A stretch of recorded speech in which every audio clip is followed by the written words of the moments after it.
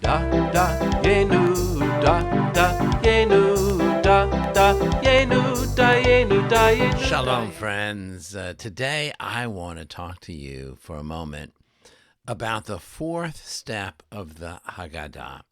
That's the moment when we take the middle matzah and we break it in two. In fact, I find this to be almost an underappreciated moment of the Seder. For most are concerned with that piece of matzah that we're going to hide away and that we're going to make the afikomen. All eyes are on that. All eyes are on that particular symbol, and the kids are watching. Where is that second piece of matzah going to be hidden? But the truth is, this is a very deliberate and interesting moment in our Seder. For as much as we like to think about the Seder as being about order, this moment is completely out of order. In fact, when do we break bread? We break bread just before we eat. Just when we make a blessing on getting ready to eat, we make a blessing, and then we break the bread, and then we eat it.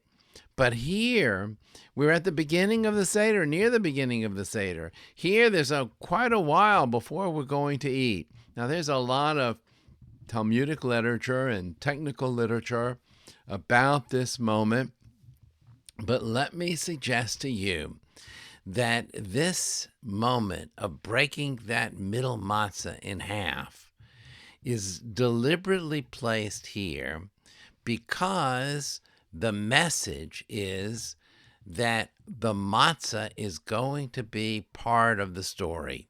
The matzah is going to be highlighted here. This bread of, what we call it, the poor man's bread or the bread of affliction, is really part of the story. And it underscores for us that there is a kind of brokenness that is taking place in our world today, and that took place as the Israelites were leaving Egypt. In fact, they themselves had been broken. They themselves had their spirit crushed. And in our world today, we know that there are plenty who still suffer, who still have broken hearts, broken spirits. And maybe by breaking this matzah when we do and putting part of it away, we're also saying that there is a kind of hiddenness to those who have such brokenness in their lives. We don't always notice them. So I encourage you at your Seder to find your own interpretations, your own way of thinking creatively about this broken piece of matzah, part of which is hidden away and part of which is saved for the meal ahead. Wishing you a great Pesach ahead.